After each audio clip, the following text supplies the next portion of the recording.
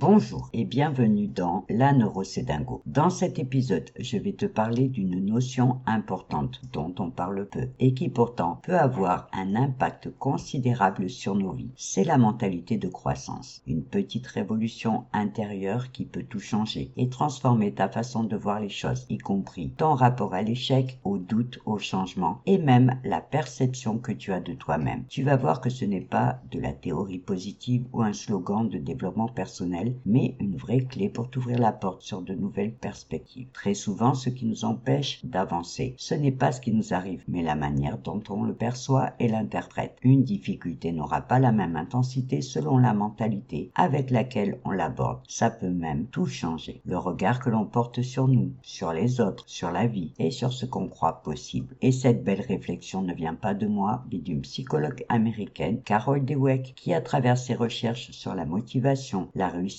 et l'apprentissage, a développé ce concept de la mentalité de croissance. Elle a notamment étudié comment les gens réagissaient face à l'échec et ce qu'elle a découvert est passionnant. Elle a identifié deux façons de voir les choses. C'est ce qu'elle a appelé la mentalité fixe et la mentalité de croissance. Le principe est simple, avoir une mentalité fixe, c'est croire que nos qualités, nos compétences et notre intelligence sont figées, qu'on est doué ou pas, qu'on est fort ou pas, qu'on est capable ou pas. Cette mentalité te pousse à croire que tu ne peux ni changer, ni progresser, et donc jamais évoluer. Alors que la mentalité de croissance, au contraire, repose sur la conviction que tu peux toujours apprendre et progresser, que ton intelligence, tes compétences et ton savoir-faire peuvent se développer avec le temps, l'effort, la pratique, l'erreur et les ajustements. Et surtout que l'échec n'est pas une fin en soi, mais juste une étape qui fait partie du processus d'apprentissage. Carole a mené des études dans des écoles en suivant des enfants confrontés à des exercices difficiles. Ceux qui avaient une mentalité fixe disaient « je suis nul, j'abandonne », tandis que ceux qui avaient une mentalité de croissance disaient « c'est dur, mais je vais y arriver » ou « j'adore ce genre de défi ». L'idée, ce n'est pas de devenir parfait, mais de prendre conscience que ton système de pensée joue un rôle clé dans ton évolution. En fait, elle a prouvé que ta réussite ne dépend pas de ton talent, mais plutôt de ta manière de réagir et de gérer la difficulté. Cette croyance est le point de départ de tout. Et tu sais quoi? Quand on y pense, on est tous avec une mentalité de croissance. Regarde un bébé qui apprend à marcher. Il tombe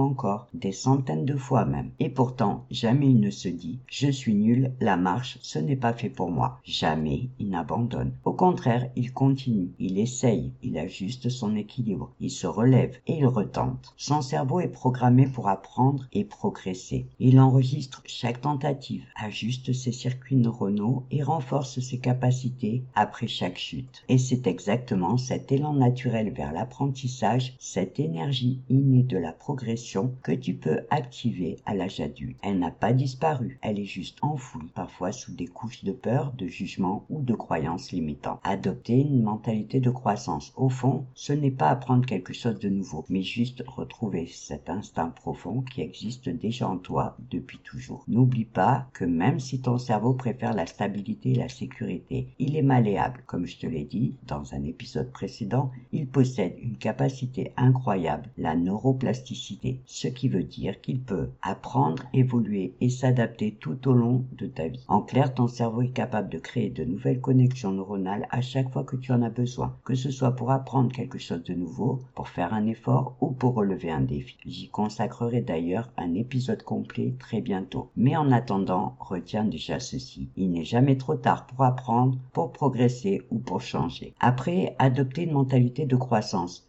Ce n'est pas vouloir changer pour changer, c'est se donner la possibilité d'évoluer si une situation ne nous convient plus. Pour que les choses soient bien claires, je vais te donner deux exemples concrets. Imaginons que tu souffres d'une grosse timidité, au point que ça te freine dans ta vie, que ça te fasse rater des opportunités et que ça te pousse même à fuir les relations avec les autres. Avec une mentalité fixe, tu te diras « je suis comme ça et je n'y peux rien ». Et tu vas rester sur cette idée comme si c'était une vérité figée. figer. Alors qu'avec une mentalité de croissance, tu te demanderas comment tu peux faire pour soigner ta timidité. Et c'est là que tout change, parce qu'il y a des milliers d'anciens timides qui pourront te prouver que c'est possible. Deuxième exemple, imaginons que tu rêves d'apprendre à jouer d'un instrument de musique. Avec une mentalité fixe, tu vas juste te croire trop vieux, incapable d'apprendre et nourrir des regrets. Avec une mentalité de croissance, tu vas au contraire décider d'apprendre. Tu vas chercher un cours, t'inscrire, commencer doucement et progresser jour après jour. Adopter cette mentalité, ce n'est pas juste atteindre des objectifs, mais transformer ta manière de voir le monde. C'est décider de ne plus te définir par tes blocages ou tes blessures passées, mais par ton potentiel d'évolution. Je te laisserai réfléchir à tout ça au calme et à ton rythme. Mais ça change vraiment en termes de perception. Quand tu choisis cette vision, tu commences à voir l'échec non plus comme une fin, mais comme une étape du processus d'apprentissage. Tu te mets à accueillir les défis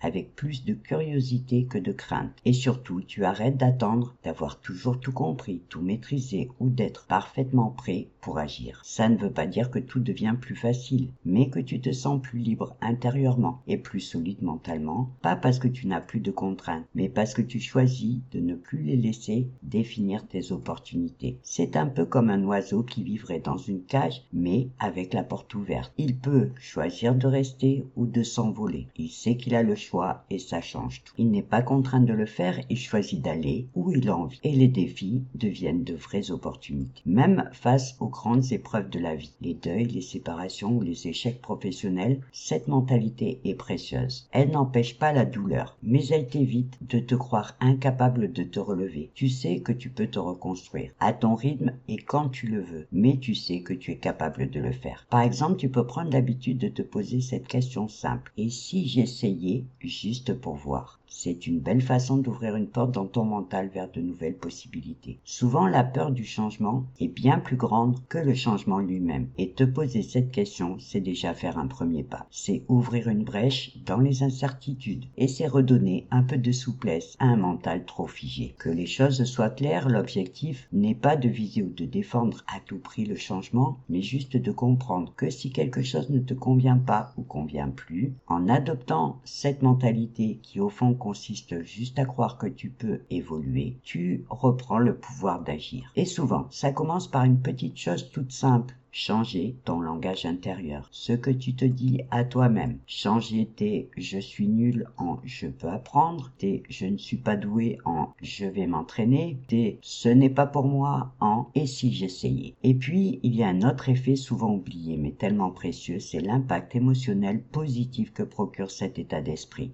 Quand tu choisis de voir les défis comme des opportunités d'apprendre, tu ressens moins de peur et plus de curiosité. Quand tu arrêtes de te définir par tes échecs, tu ressens moins de culpabilité, moins de honte et plus de légèreté intérieure. Quand tu comprends que tu peux toujours évoluer, tu ressens plus d'espoir, plus d'élan et plus de liberté. Ton état émotionnel devient plus fluide et plus souple. Tu vis les hauts avec enthousiasme et les bas avec plus de recul. Tu sais que tu n'es pas figé, que tout est en mouvement, en apprentissage et en progression. Et ça change profondément ta relation à toi-même. Tu arrêtes d'être ton pire ennemi pour devenir ton meilleur allié. Parce que tu arrives à cultiver la bienveillance envers toi-même, pas pour tout excuser, mais parce que tu comprends que tu évolues jour après jour et qu'il te faut du temps pour atteindre certains objectifs, mais que c'est juste normal. Alors, si tu veux passer d'une mentalité fixe à une mentalité de croissance, mais que tu ne sais pas trop par où commencer, voici quelques étapes simples et concrètes qui pourront t'aider à faire tes premiers pas. La première étape, en écoutant cet épisode, tu as déjà compris ce qu'est une mentalité de croissance. Donc tu peux commencer par réfléchir sur ta mentalité actuelle et déjà repérer certaines pensées limitantes chez toi. La deuxième étape, ça va être d'observer ton langage intérieur. Note les phrases que tu te dis au quotidien du style « je suis nul en ça » ou « je n'y arriverai jamais » ou encore « ce n'est pas pour moi » et transforme-les en version de croissance. Je peux apprendre ou je peux m'entraîner ou encore je vais essayer. N'oublie pas que ton cerveau écoute tout ce que tu dis et il te croit. La troisième étape, c'est de définir une première action, même une petite, une prise de parole, un mail que tu n'osais pas envoyer, un premier cours de peinture ou de poterie. Ce n'est pas la taille du premier pas qui compte, mais le fait d'oser passer à l'action. La quatrième étape, c'est d'apprendre à célébrer chaque progrès, même les plus petits, parce que ton cerveau enregistre ce que tu valorises. Plus tu mets de la lumière sur tes avancées et plus tu auras envie de continuer. Et enfin, la cinquième étape passe par la répétition. Changer de mentalité, c'est un entraînement. Ça ne se fait pas du jour au lendemain et ça demande